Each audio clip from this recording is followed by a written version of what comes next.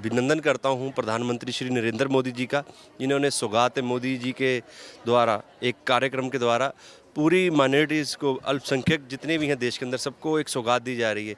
ये केवल एक मुस्लिम समुदाय के लिए नहीं, बल्कि जितने भी अल्पसंख्यक के अंदर जितने भी सिख आते हैं, जैन आते हैं, बौद्ध आते हैं, मुस्लिम आते हैं, सबको मिलेगा उनके त्यौहार में। उन्होंने मुस्लिम समुदाय को उनके ईद के पावन पर्व पर उनको बधाई देने के जो कार्य है इस तरीके से किया गया। देखिए, आने वाले टाइम में सिखों का भी त्यौहार आएगा तो उस पर भी दिया जाएगा। अल्पसंख्यक मोर्चे के अंदर किसी का भी आएगा तो मोदी जी को उनके द्वारा सौगात मोदी दी जाएगी। आने वाले समय में भारी गिनती के अंदर अल्पसंख्यक जो भी हैं देश के हमारे भाई बहन, वो मोदी सरकार के साथ जुड़ेंगे।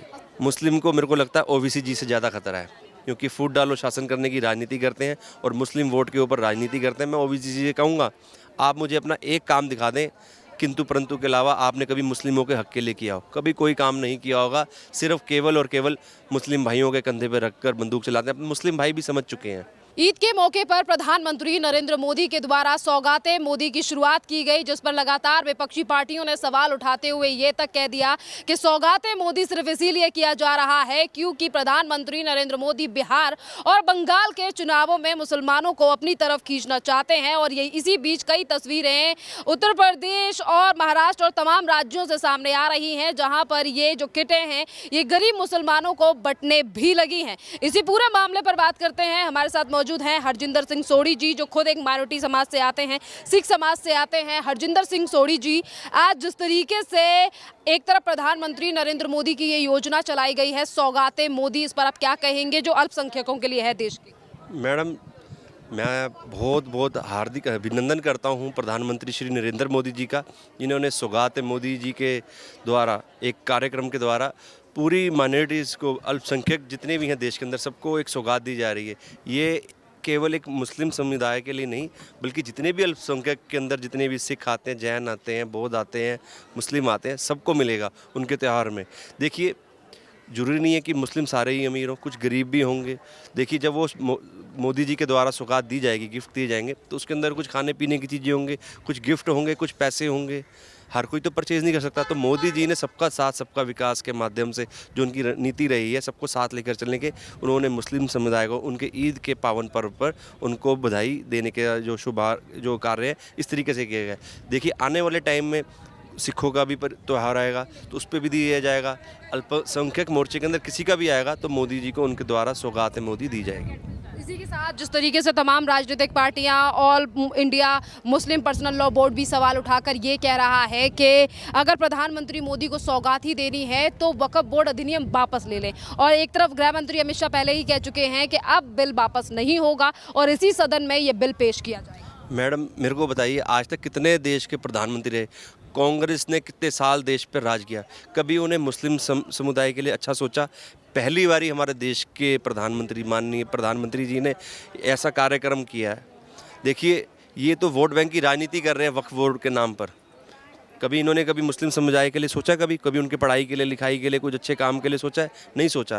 केवल और केवल इन्होंने राजनीति की है वक्फ बोर्ड के माध्यम से। सिर्फ एक अपनी रोटियां सेक रहे हैं राजनीति की, उसके अलावा और कुछ नहीं कर रहे हैं। तमाम राजनीतिक पार्टियों का ये कहना है कि प्रधानमंत्री नरेंद्र मोदी की सरकार जो है वो मुसलमानों की ज़मीनों पर कब्जा करना चाहती है। मैडम, ऐसा कुछ नहीं है।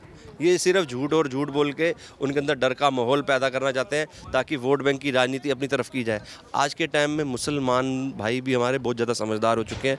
आने वाले समय में जो चीज़ें ये देख रहे हैं कि मोदी गवर्नमेंट जो उनके लिए कर रही है, आज तक कोई नहीं कर रही थी। आने वाले समय में अभी कुछ % मुस्लिम जो है वोट भारतीय जनता पार्टी के साथ, मोदी जी की नीतियों के साथ जुड़ चुके हैं। आने वाले समय में भारी गिनती के अंदर अल्पसंख्यक जो भी हैं देश के हमारे भाई बहन, वो मोदी सरकार के साथ जुड़ेंगे। असदुद्दीन ओवैसी ने कहा देश को आरएसएस, मोदी, योगी से खतरा।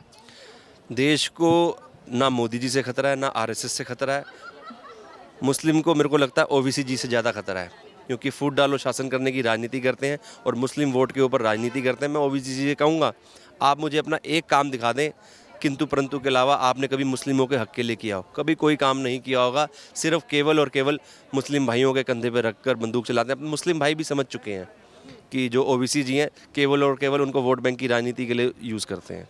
क्या लग रहा है कि आज जिस तरीके से देश में एक माहौल क्रिएट किया जा रहा है और बार बार पे ये सवाल उठाए जाते हैं कि देश में मोदी सरकार लोकतंत्र के हिसाब से काम नहीं कर रही है, संविधान के हिसाब से वक्फ बोर्ड अधिनियम नहीं लाया गया?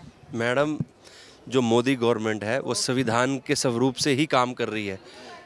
जो संविधान की रक्षा, ये जो राहुल गांधी जी वहाँ पर जाके पार्लियामेंट में बोलते थे ना, ये लाल किताब, उस लाल किताब के अंदर कितने पेज होंगे राहुल गांधी जी को वो भी नहीं पता होगा। केवल और केवल झूठ की राजनीति करते हुए ये आए हैं, उसके अलावा और कुछ नहीं। मोदी गवर्नमेंट संविधान के ऊपर चलती है, संविधान के साथ कभी भी छेड़खानी नहीं कर सकती। संविधान को पूजा जाता है भारतीय जनता पार्टी में। आज प्रधानमंत्री नरेंद्र मोदी या फिर वक्फ बोर्ड को लेकर तमाम जो बातें और आरोप लगाने वाले विपक्ष हैं उनको बड़ा झटका देते हुए गृह मंत्री अमित शाह ने कह दिया है कि हाँ, सरकार पूरी तैयारी के साथ इस अधिनियम को लेने जा रही है। बिल्कुल बिल्कुल मैडम, जहाँ पर जो जरूरतमंद जो हमारे स्टेप होंगे वो भारतीय जनता पार्टी के द्वारा उठाए जाएंगे। जहाँ पे जो अनलीगल काम होंगे उनके खिलाफ भी एक्शन लिया जाएगा। लगता है आपको कि अब गरीब मुसलमानों को उनका हक मिलेगा? देखिए मैडम, आज तक किसी भी गरीब मुस्लिम के लिए कांग्रेस पार्टी ने, सपा पार्टी ने, जितनी भी ये झूठवाल केजरीवाल है, इन्होंने कुछ नहीं सोचा। केवल और केवल झूठ की राजनीति करके, डरा धमका के, डर का एक माहौल क्रिएट करके उनके वोट हथियाने की कोशिश करी है। उनके नाम की अपनी रोटियां सेकी हैं, अपने बैंक बैलेंस भरे हैं, अपने बच्चों को विदेशों में पढ़ाया है। मुस्लिम परिवारों के लिए, गरीब लोगों के लिए कुछ भी नहीं किया। जैसा कि अभी इस समय पर हम दिल्ली पे खड़े हैं और दिल्ली को लेकर मेरा एक ये सवाल ये भी है कि अरविंद केजरीवाल जब से अपनी सीट दिल्ली विधानसभा भी हार गए और अपनी सीट को भी हार गए, तब से अरविंद केजरीवाल दिल्ली में नजर नहीं। मैडम, वो आप समझ चुके हैं कि वो किस प्रकार की राजनीति कर रहे हैं। देखिए, अब उनको लग रहा है कि मेरा यहाँ पे दिल्ली में तो लोग जाग चुके हैं, अब उनको यहाँ पे ना, उनके गेट बंद, दरवाजे बंद हो चुके हैं। उन्होंने कहा कि क्यों ना अब भगवंत मान जी के कंधे पर रखकर बंदूक चलाई जाए और जो भी ऐशो आराम की ज़िंदगी है वो पंजाब में जिया जाए।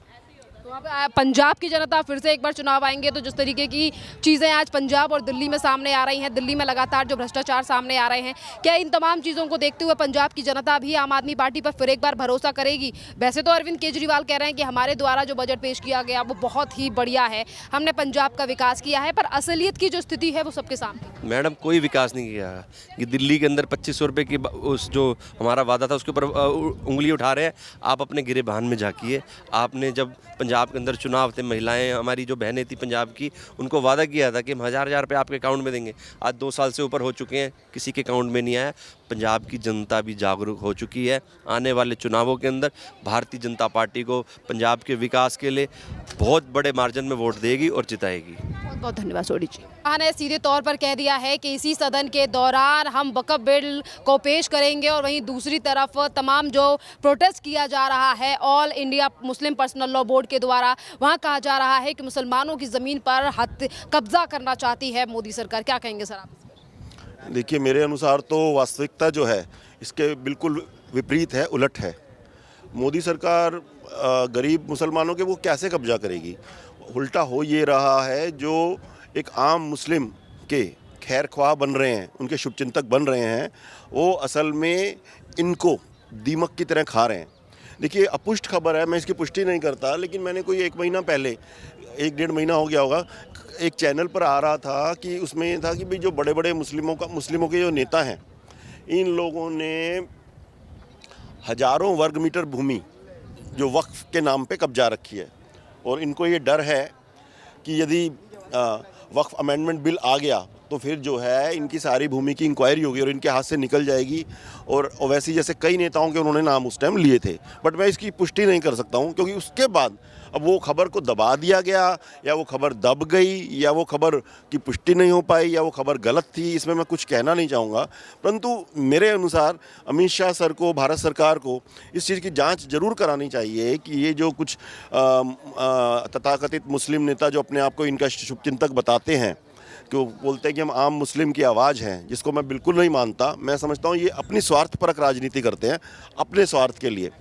तो इनकी संपत्तियों की जांच होनी चाहिए, और मतलब कड़ी जांच होनी चाहिए कि इन्होंने कुछ बेनामी संपत्तियां, मेरे अनुसार इन्होंने बेनामी संपत्तियां रखी होंगी। तो बट मोदी सरकार is competent enough to probe into all such matters. तो ये देखना बहुत आवश्यक है। और क्या पूछा था आपने? इसी के साथ ये भी कहा जा रहा है ना कि प्रधानमंत्री नरेंद्र मोदी ये जो वक्फ बोर्ड अधिनियम लेकर आए हैं, ये संविधान और लोकतंत्र के खिलाफ संविधान और लोकतंत्र के खिलाफ है। देखिए, संविधान में तो वक्फ बिल की जो है, वक्फ जो एक्ट है, अधिनियम है, उसका कोई प्रावधान ही नहीं है। संविधान तो कहता है कि धर्म के नाम पर किसी को भी जो है भेदभाव आप कर ही नहीं सकते, प्रेफरेंस दे ही नहीं सकते। और आप कह रहे हैं इस संविधान के विरुद्ध। संविधान में तो वक्फ बिल का कोई है ही नहीं। एक बात मैं और आपको कहना चाहता हूँ, वक्फ की प्रॉपर्टी किस लिए ली जाती है? पहली बात इसलिए ली जाती है कि जो बेसहारा मुस्लिम भाई हैं, निर्धन मुस्लिम भाई हैं, उनका भला किया जा सके। और दूसरी बात, एक अनुमान लगाया एक अनुमान के अनुसार वक्फ की प्रॉपर्टीज़ जो है कब्जे में, उससे लगभग साल में 25,000 के करीब, 25,000 करोड़ के करीब इनकम होनी चाहिए। और हो कितनी रही है? मुश्किल से 1,1200 करोड़ रुपया। तो बाकी का 23,000-24,000 करोड़ रुपया कहाँ गया, कहाँ जा रहा है हर साल? मुझे कोई एक अनाथालय, एक कॉलेज, एक हॉस्पिटल का नाम बता दो जो वक्फ बोर्ड ने खोला हो, या कोई वो निर्धन मुस्लिम छात्रों का। अब ऐसा ना हो कि अब मेरा ये इंटरव्यू देख के वो ड्रामा करने लग जाए, थोड़ा सा 2-4-10 करोड़ का वो बांटना शुरू कर दें, एक बिल्डिंग बनवाना शुरू कर दें। उसको नहीं माना जाएगा कि आपको जब पता चला तब आप सावधानी के लिए एक चाल खेलने लग जाएं, वो नहीं। अब यही प्रश्न मैंने एक टीवी स्टूडियो के अंदर डिबेट में, जब वहाँ पे बैठे हुए थे जो मुस्लिम नेता, मौलाना टाइप के लोग, उनसे जब किया, किसी से ये जवाब देते नहीं बना, क्योंकि वक्फ बोर्ड ने मेरे अनुसार शायद कुछ किया ही नहीं निर्धन मुस्लिमों के लिए। तो ये किस बात का वक्फ बोर्ड है? ये जो छाती पीट रहे हैं मुस्लिमों के नाम पर तथाकथित नेता। वक्फ बोर्ड को लेकर जेपीसी कमेटी बनाई गई, तो इसमें कई बार बैठकें हुई और बैठकों में कई राजनेता भी शामिल रहे और वहीं कई धर्मगुरु भी शामिल रहे जो कि मुस्लिम समाज से ही आते थे। उसके बावजूद भी जगह जगह पर सड़कें घेरी जा रही हैं, प्रदर्शन किया जा रहा है। क्या अपना प्रश्न दोबारा दोहराइए, एक लाइन शुरू की। पहले जेपीसी की बैठक में पहले ही तमाम सवाल कर रखे हैं, उसके बावजूद भी सड़कों को घेरना कहाँ तक वाजिब है? देखिए, जेपीसी में भी मेरे को तो, देखिए, जब पहले दिन जब जेपीसी की मैंने खबर सुनी, समाचार सुना मैंने जेपीसी का, तभी मैं सोच रहा था मन में कि ये भाजपा सरकार की ना बहुत बड़ी गलती है, जेपीसी बनानी नहीं चाहिए थी। उसका कारण है एक बहुत बड़ा। देखिए, जो विपक्षी दल हैं, ये एक, मेरे अनुसार ये एक रचनात्मक और सकारात्मक विपक्ष नहीं है। जिस प्रकार से अटल बिहारी वाजपेयी जी हैं, जब इंदिरा गांधी की मृत्यु के बाद जब उन्होंने 444 सीटें जीती थी कांग्रेस ने, तब अटल जी ने बड़े उससे कहा, अटल जी ने एक बधाई दी उनको, कहा कि हम अपनी हार स्वीकार करते हैं शालीनता से। कभी आपने देखा है किसी भी विपक्षी दल को जब भाजपा जीतती है कि वो कभी उन्हें बधाई दे? वो तो हमेशा उनकी ये बकवास शुरू हो जाती है कि जी इन्होंने ईवीएम में गड़बड़ी की, इन्होंने मतदाताओं को बहका लिया इस सांप्रदायिक पार्टी ने। कभी इन्होंने बधाई नहीं देते हैं ये लोग। तो असदुद्दीन ओवैसी ने कहा है कि ऐसे विपक्ष से मुझे पता था इन्होंने तमाशा करना है, मारपीट धक्का मुक्की करनी है, वही इन्होंने किया।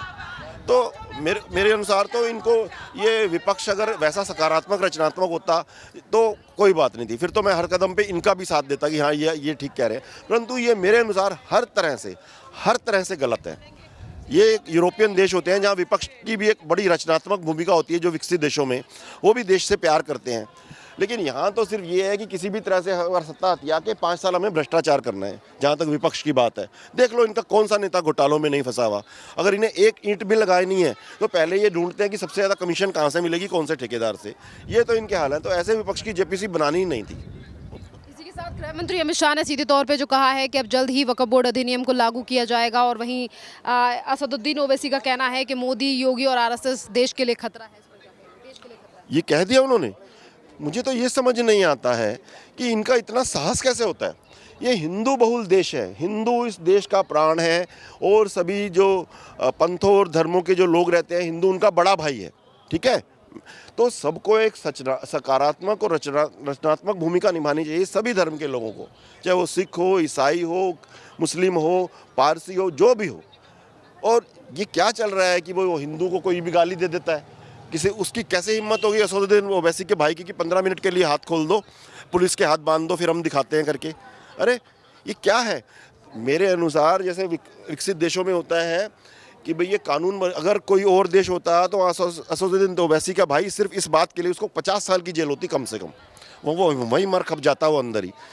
यहाँ इनकी इतनी हिम्मत इसलिए है क्योंकि मोदी सरकार भी अभी तक ऐसा कोई कानून ला नहीं पाई है, ऐसी कोई विधि बना नहीं पाई है, हमारा विधि मंत्रालय, कि भाई जो है इस प्रकार जो बहुसंख्यक या किसी भी धर्म के उसकी ऐसे सीधे सीधे आलोचना करना, किसी भी, क्या आरएसएस ने गलत किया है बताइए?